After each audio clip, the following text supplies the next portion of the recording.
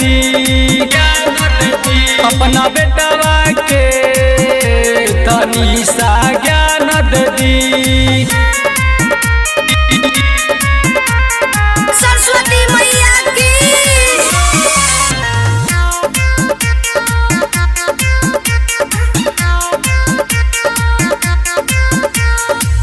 मारे सारा लोग दाना होखी ना सहाइया, रउए दुआ से होला सबके भलाइया।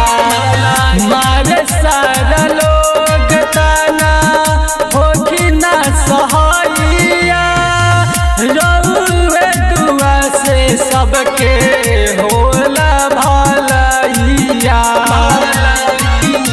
कि हंस वाली मैया हो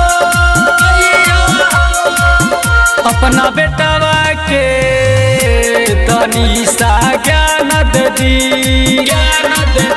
अपना बेटवा के तनी सा ज्ञान दी।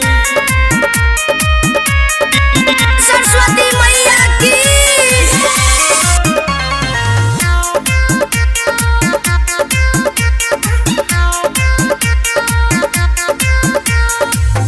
रउरे ही ध्यान में रही रात दिन हो, बिना वाली मैया हमार बुझी मुश्किल हो। रउरे ही ध्यान में रही रात दिन हो, बिना वाली मैया हमार बुझी मुश्किल हो। कि कहे दीपक दुगुना